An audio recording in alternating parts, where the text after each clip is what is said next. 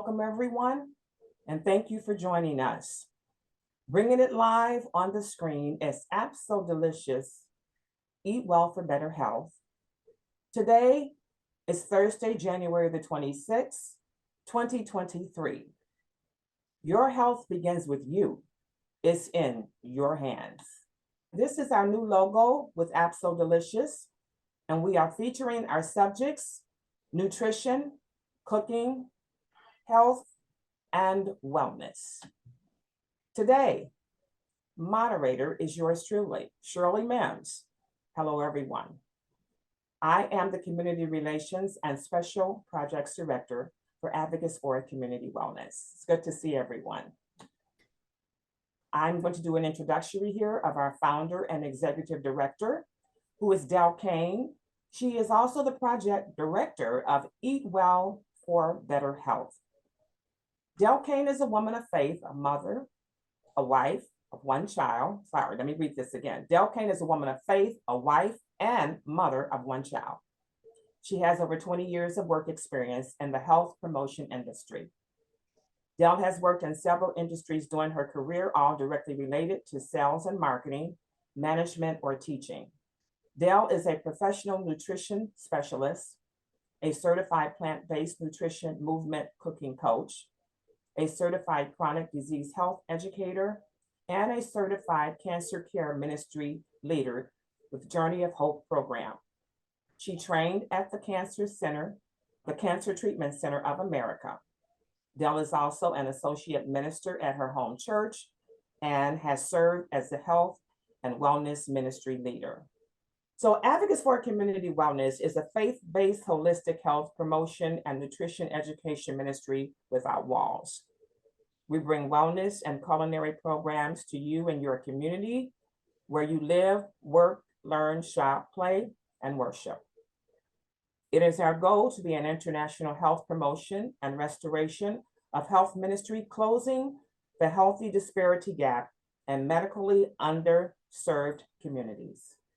We focus on providing information, educating, promoting health, nutrition, healthy cooking classes, wellness programs, and teaching the relationship between health and chronic diseases. This is our wellness team of Advocates for Community Wellness. Of course, we have our founder and director, Del Kane. Then we have Regina Hopkins. She is the director of health education and the program manager. Sharia Moore is the program coordinator, and yours truly, Shirley Mims, is community relations and special projects director. Absol-Delicious has a mission, and then we have goals. Our mission is improving eating habits for healthier lifestyle, increase longevity and quality of our lives. And our goals are three. The first one is to increase consumption of vegetables, fruits, and whole grains, and decrease consumption of animal protein.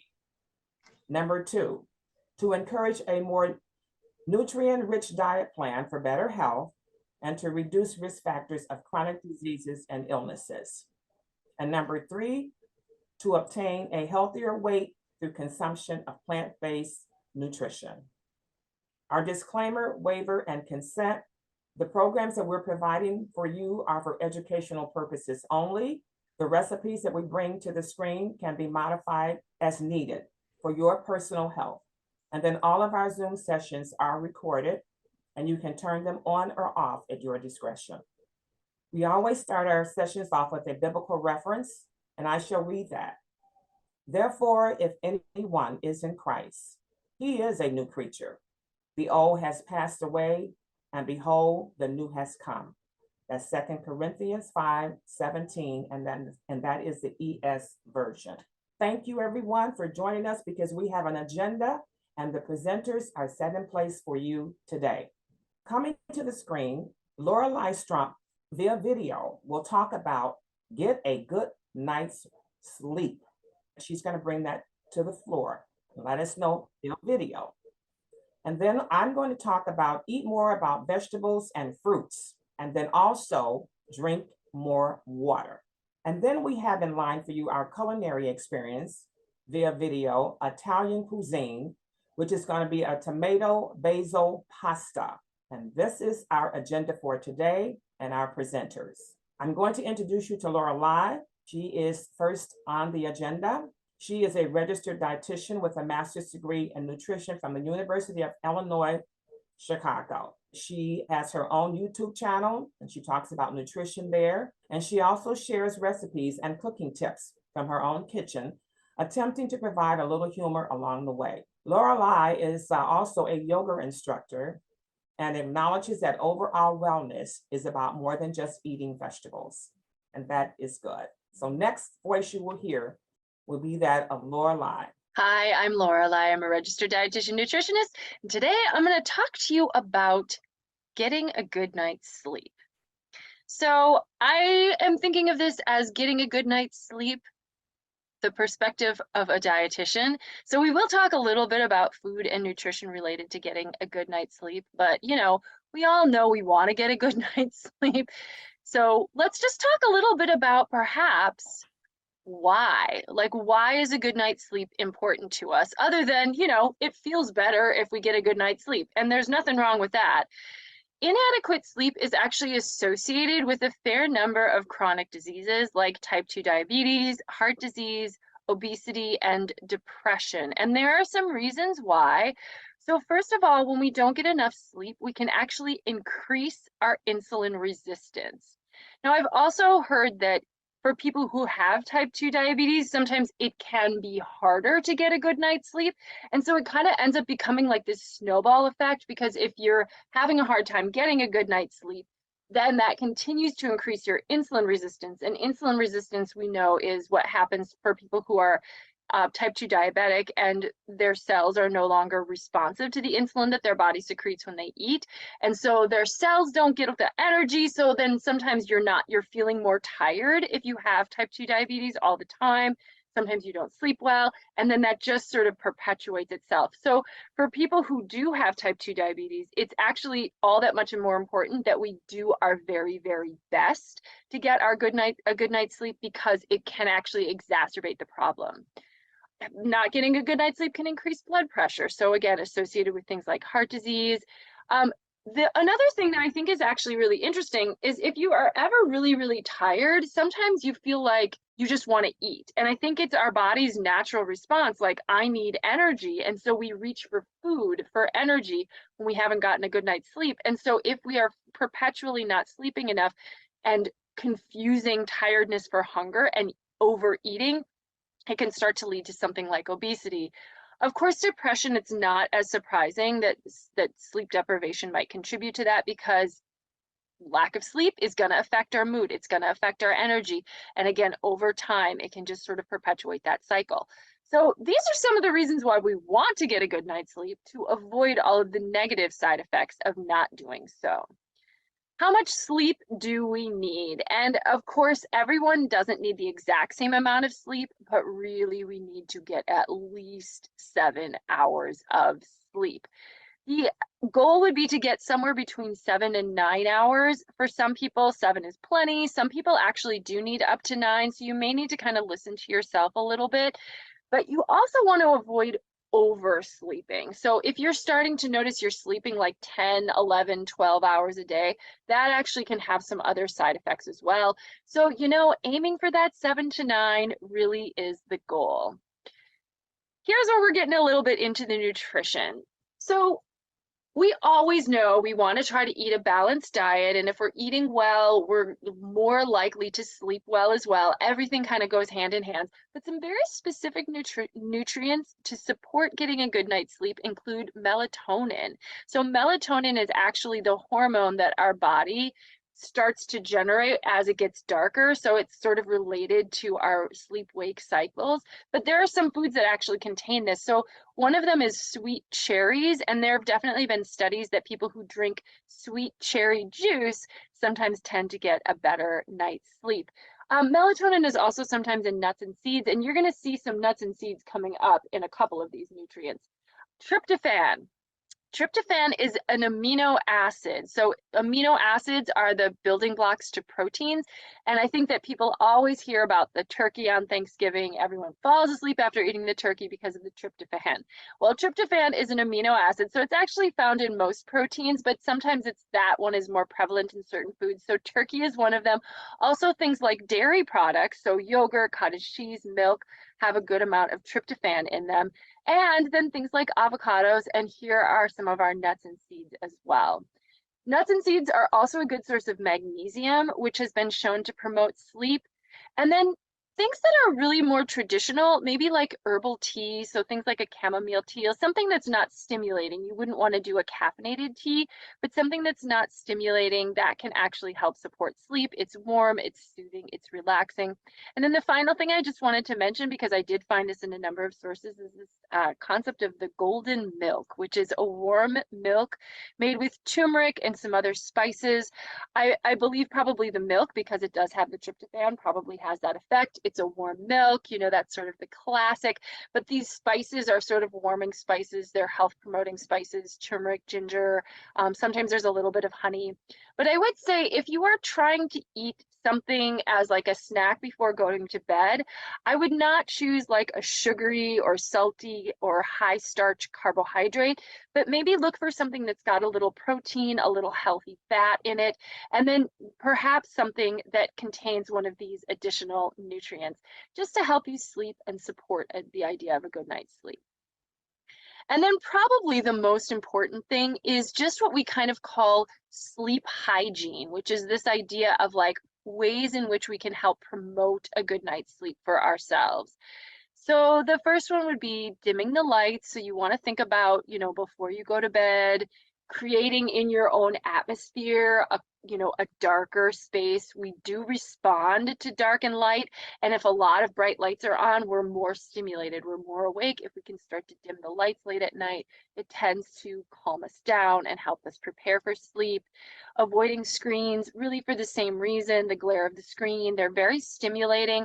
So whether it's your phone or a tablet or even having the television on late at night, it sometimes can be very stimulating and keep us from wanting to fall asleep.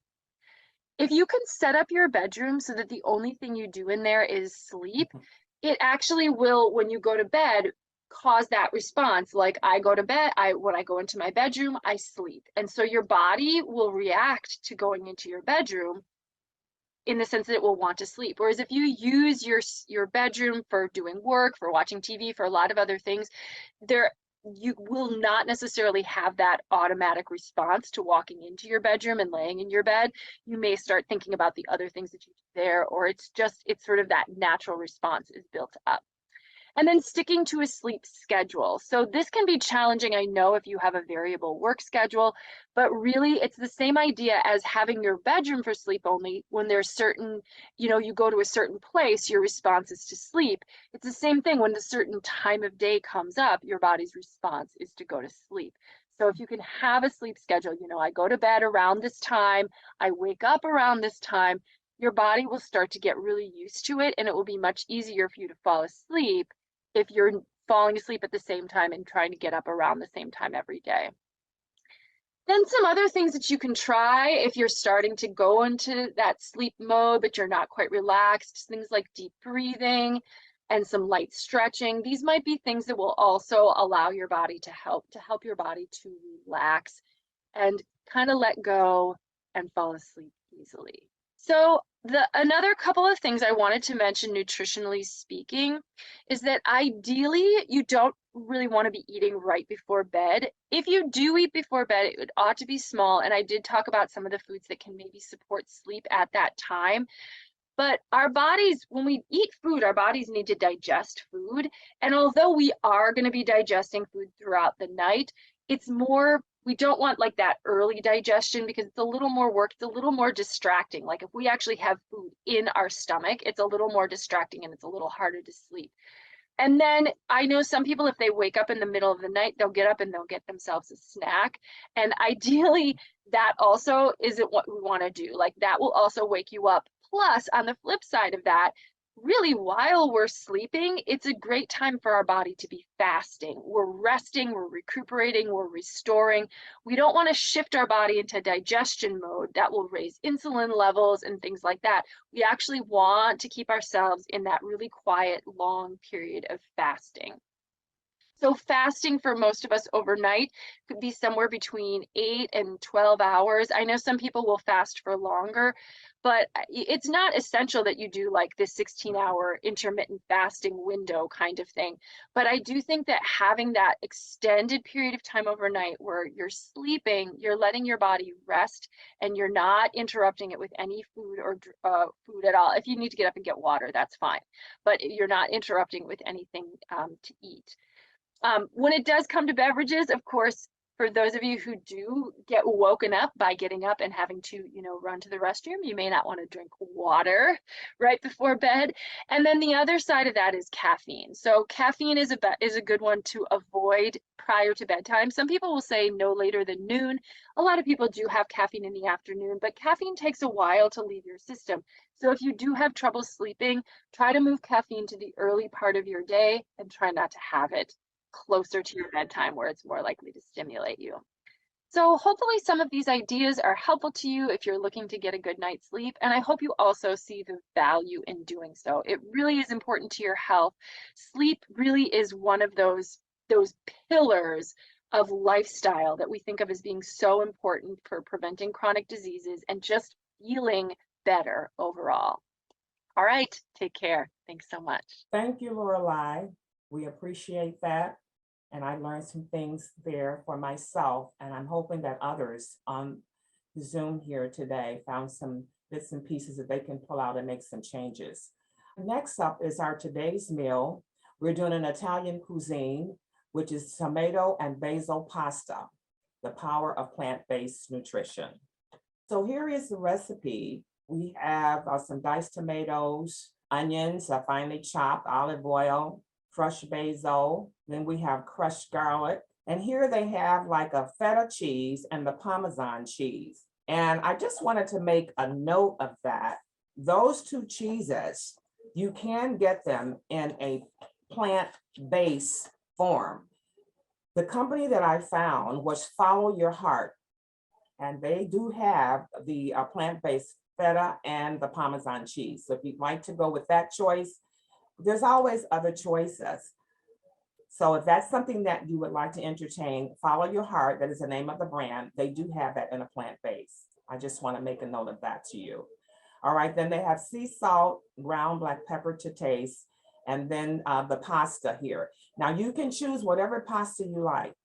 I think what I'm saying from this recipe, it's mainly the sauce, because the pasta can be any type of sauce that you want to. I'm sorry, the pasta, you can choose what you want, but the sauce is what this ingredients is for the sauce. So the sauce is like the overall part of this tomato basil pasta.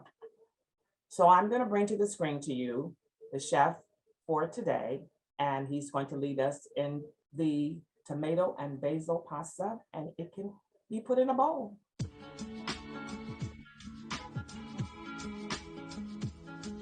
What's going on, everybody? Welcome to my channel, and in this video I'm going to show you how to make a delicious tomato, basil and garlic pasta. It's so easy to make and has the most amazing flavour. And with a couple of substitutes that I'll leave in the description below, this recipe can easily be made vegan. Please sit back, relax and enjoy. Here I have half a bunch or 25 grams of fresh basil leaves, and in parts I'm just going to gently fold the leaves together and then come through with a sharp knife and thinly slice.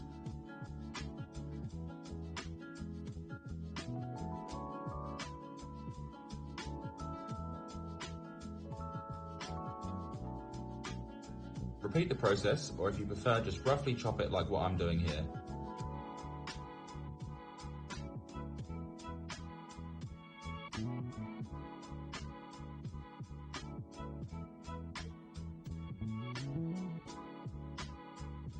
Once that's done, just pop these aside. Then with 2 cloves of garlic, I'm just going to really thinly slice, or if you prefer, you can dice this. I like to slice my garlic because when it comes to eating, you get little bursts of extra flavour throughout the dish.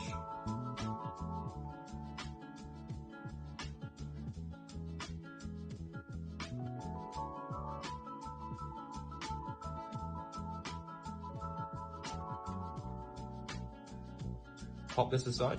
With 1 brown onion, slice off the end, leaving the root intact. Cut it in half through the root, and then peel off the skin. And if you like to make stocks, make sure that you keep hold of the onion and the garlic skins. We're then going to slice thin strips as close to the root as possible. Repeat the process with the other half.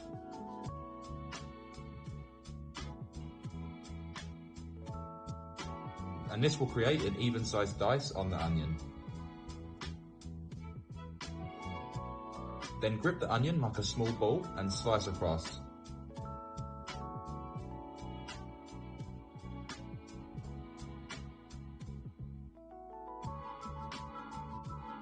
If you still have a bit of flesh left on the root, just trim it off to avoid any wastage.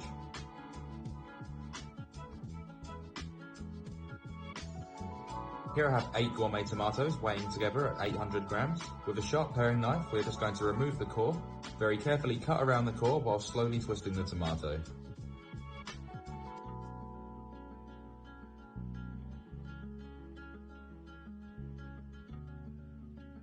Alternatively, you can slice the tomato in half, cut it into quarters and remove the core this way.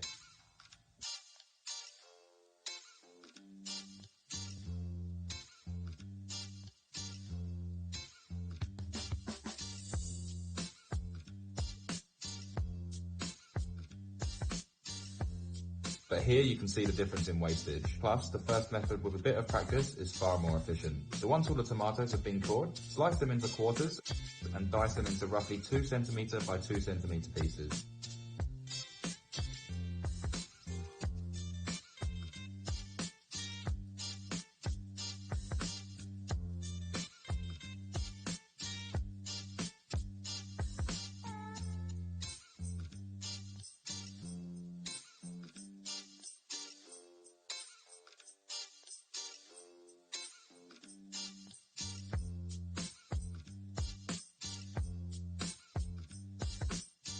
And a quick tip, make sure that you cut the tomatoes last as they make a mess on the chopping board, and this way you'll avoid multiple cleanups. Bring a medium to large saucepan filled 3/4 full of water to a boil. Then once it's come to a boil, I'm just going to move it to another burner out of the way. Then bring a large skillet, frying pan or saucepan to a high heat, add in 1.5 tablespoons of olive oil and swirl around. Place in the diced onions and saute them off for 2 minutes.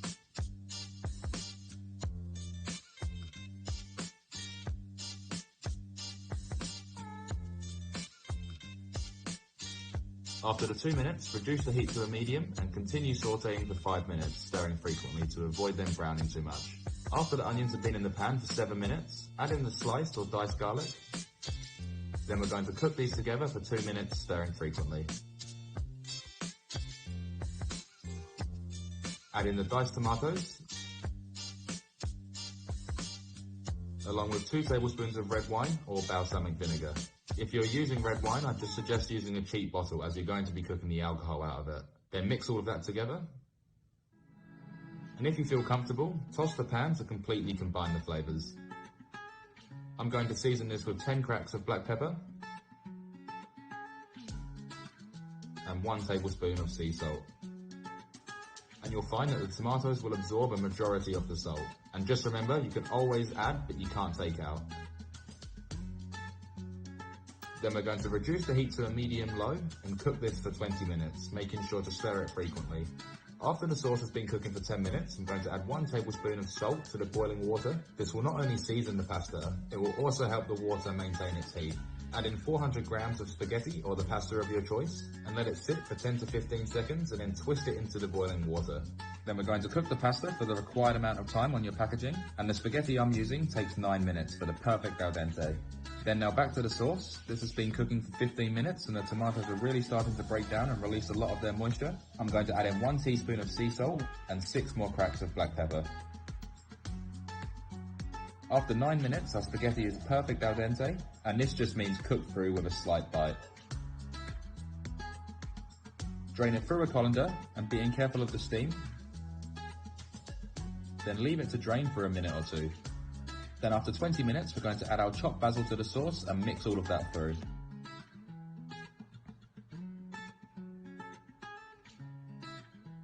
Place in all of the spaghetti and combine all of that together.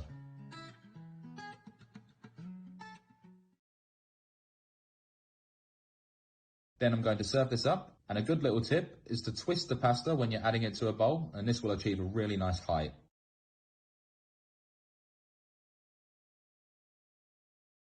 And make sure to top it off with that delicious tomato.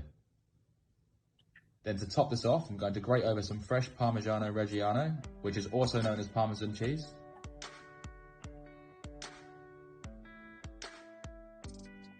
And if you want to be fancy, garnish it with a little bit of fresh basil. And now the best part, let's see how this tastes. This has such a great flavor combo going on. It's fresh, fragrant, cheesy, and naturally sweet from the tomatoes. I highly recommend that you guys try this recipe. I really hope you enjoyed this video and I was able to teach you something. If you did enjoy this video, be sure to hit that like button, and if you want to see more, make sure you hit the subscribe button and don't forget to hit the bell notification next to it so you never miss one I upload. I post 3 videos a week with recipes, tips, tricks and secrets. I hope you all have a fantastic day. Thanks again for watching. Bye for now.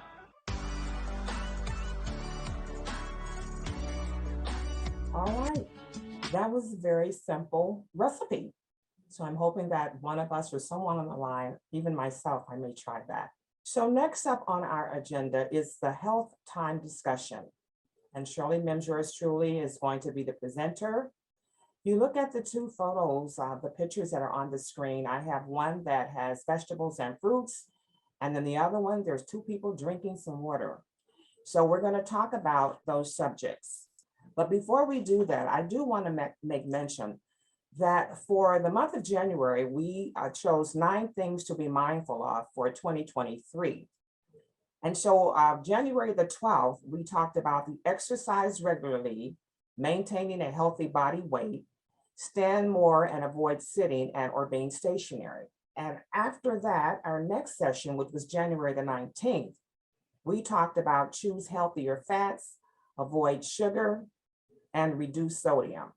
And so today, Lorelei talked about the good night's sleep. I'm going to speak on eat more vegetables and fruits and drink more water. So we have covered all 9 things. This was our health topic for January. All 9 things to be mindful of for 2023. All right, so eating more vegetables. Fruits and vegetables should be an important part of our daily diet. They are naturally good and contain vitamins and minerals that can help to keep you healthy. They can also help protect against diseases. There are many varieties of fruits and vegetables available and many ways to prepare, cook, and serve them. Fruit and vegetables are best brought when they are in season. Otherwise, try some frozen or maybe canned vegetables, as they are just as nutritious and budget-friendly as well. You should eat at least 5 servings of vegetables and 2 servings of fruit each day. Choose different colors and varieties. If you are someone who don't look forward to eating fruit or vegetables, start slowly with those you like. Try serving flavorful or cooking them in a different way. You can also disguise them in sauces, minced meals, or curries. Vitamins and minerals in fruit and vegetables. Fruits and vegetables contain many vitamins and minerals that are good for your health. Many of these antioxidants may reduce the risk of many diseases. Vitamin A, vitamin C, vitamin E, magnesium, zinc, folic acid. All right, so researchers have shown that consuming these nutrients as food without fruits and vegetables is more beneficial for health than consuming them as a supplement. Fruit and vegetables and protection against diseases. Scientists' research shows that if you regularly eat lots of fruit and vegetables, you have a lower risk of type 2 diabetes, stroke, heart, cardiovascular disease, cancer, some forms of cancer, especially bowel, stomach, and throat cancers later in life, and then high blood pressure, hypertension. The types of fruit. Fruit is the sweet, freshly edible part of a plant. It generally contains seeds. Fruits are usually eaten raw, although some varieties can be cooked. They come in a wide variety of colors, shapes, and flavors.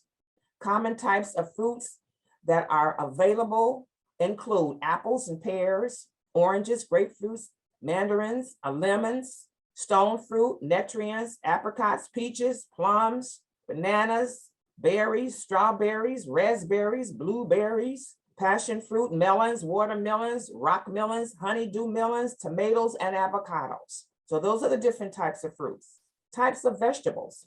Vegetables are available in many varieties and can be classified into biological groups of family including leafy green, lettuce, spinach and silver beet, cabbage, cauliflower, Brussels sprouts and broccoli, pumpkin, cucumbers and zucchini, root potatoes, sweet potatoes and yam, edible plant stems, celery and asparagus, onions, garlic, and scallop.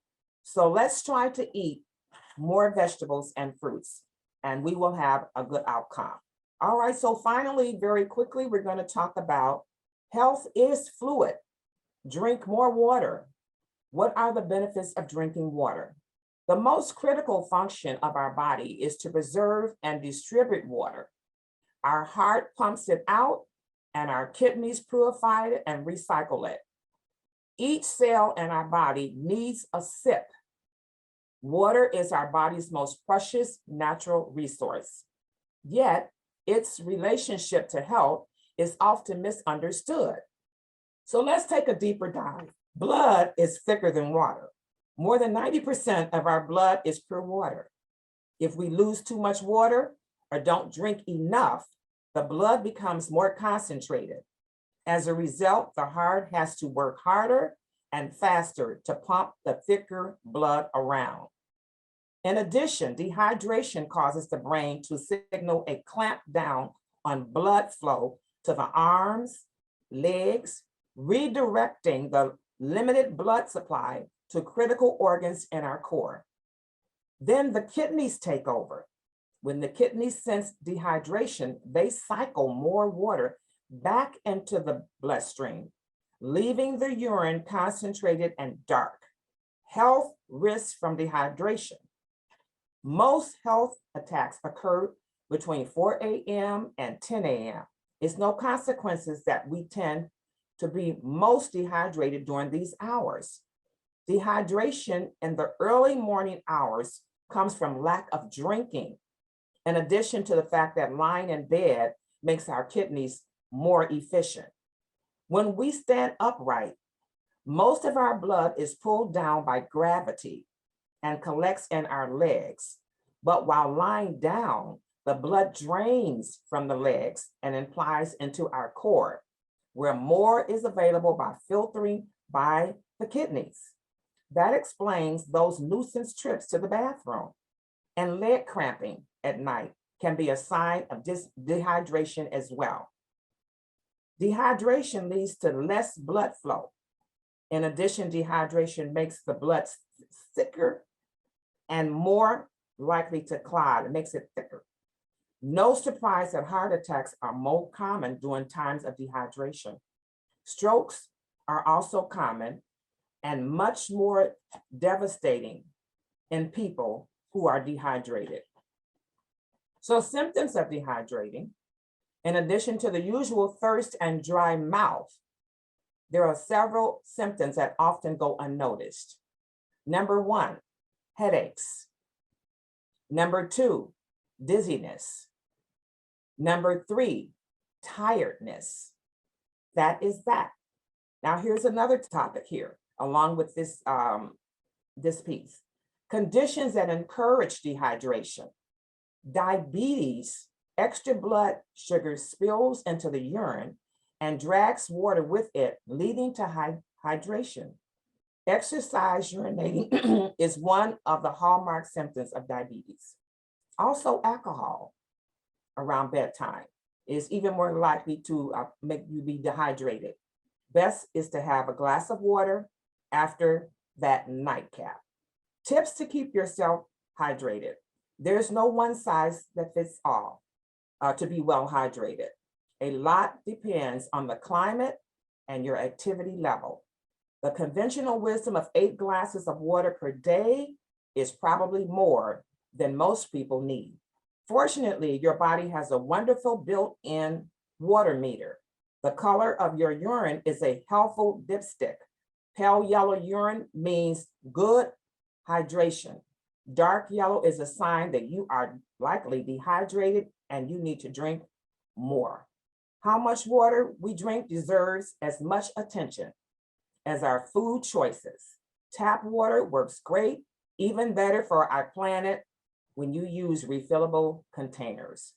And that is my commentary for Eat More Vegetables and Drink More Water. At this time, Del Kane will come and give our closing remarks.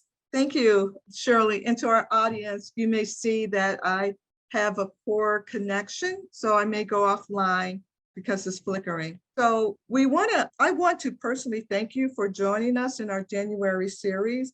I know that we have a few new people that are joining us, and we have some returning.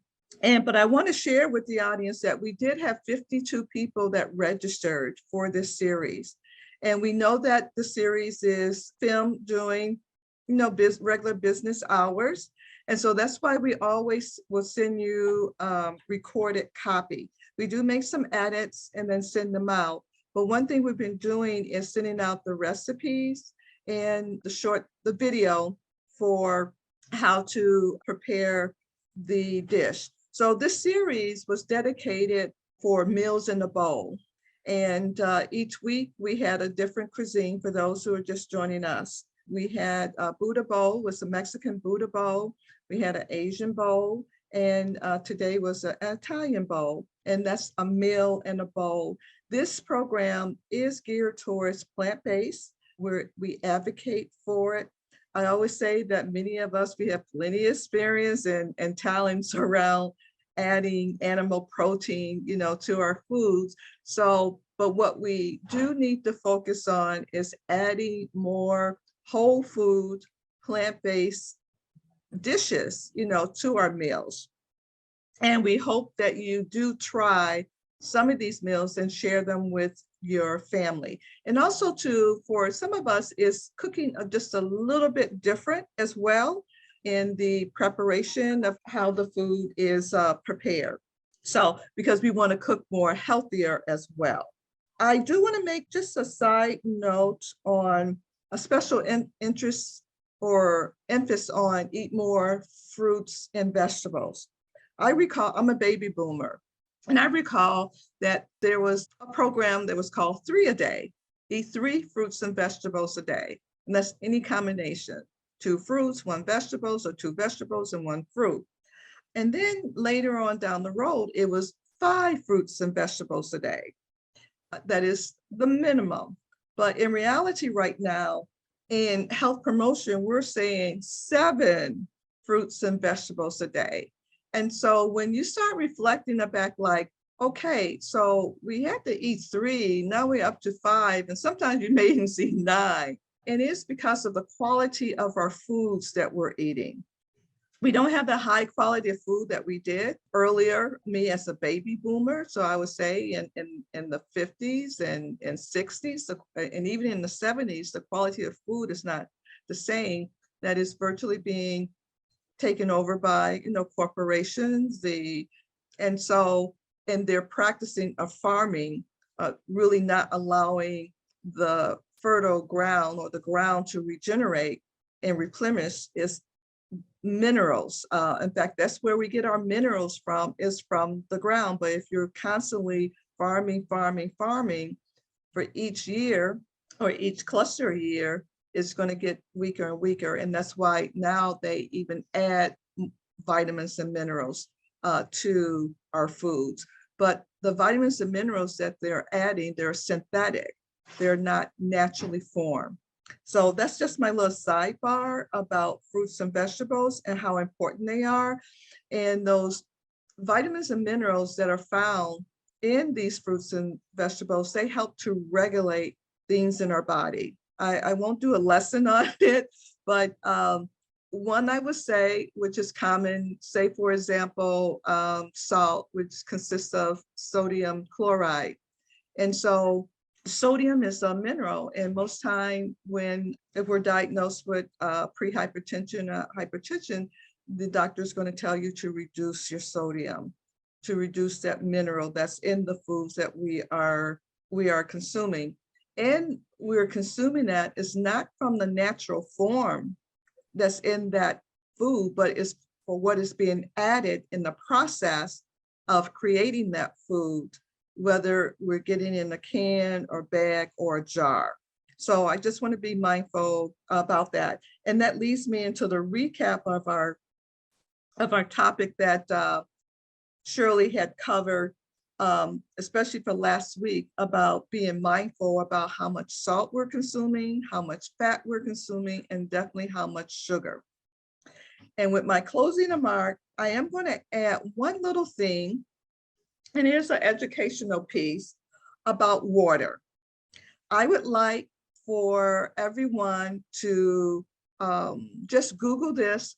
You pull up YouTube and you're going to put in the search, water experiment by Japanese scientists.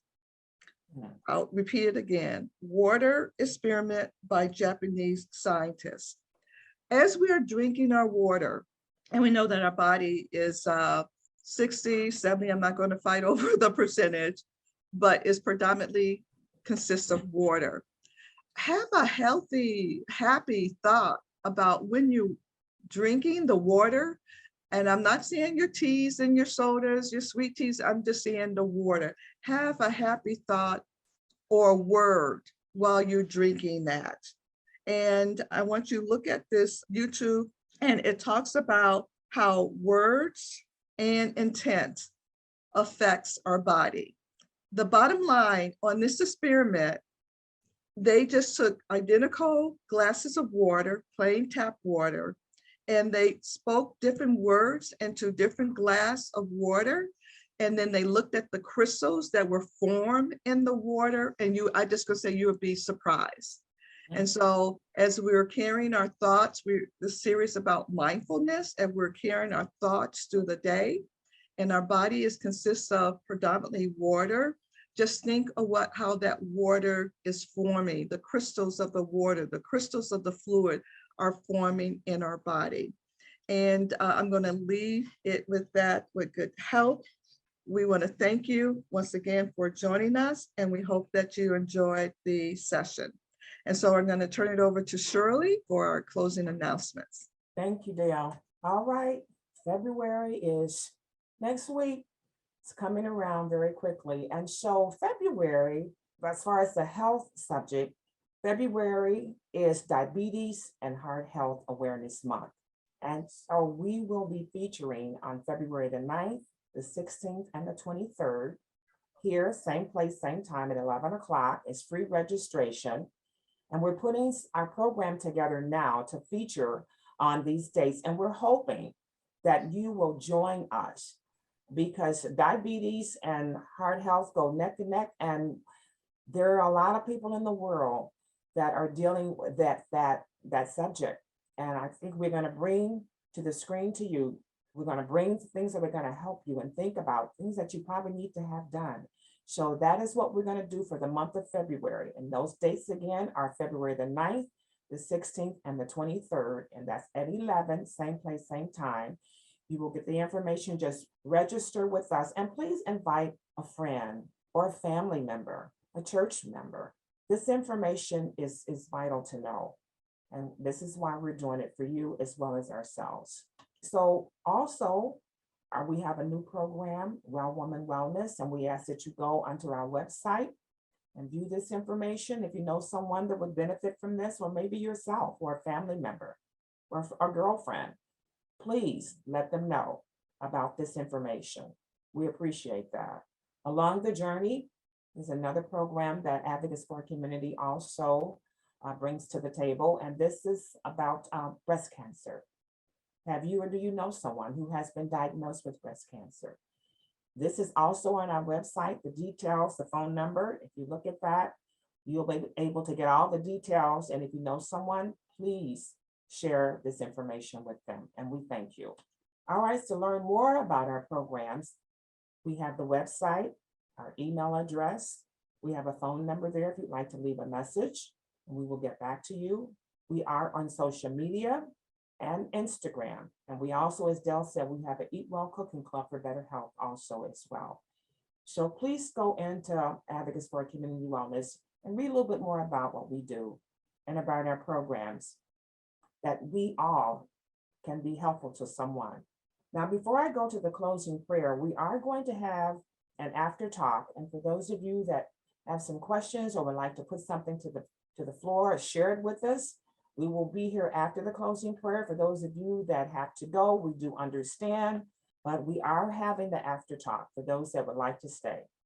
So at this time, we are going to have our closing prayer. Will everyone on the Zoom please bow your heads? Dear God, thank you for new beginnings. What an incredible day this is, with a fresh year's potential stretched out before us. We want to be found faithful this year and each opportunity you bring to us. Thank you, Lord, for new beginnings. We pray this in Jesus' name. Let everyone on the Zoom say amen. So my time is up, and I truly thank you for yours. We bid you good health, and we'll see you in February. And don't forget to invite a friend or a family member. And for those of you that would like to stay, that is wonderful. We'll meet you at the table with the talk. All right. God bless. Bye-bye now.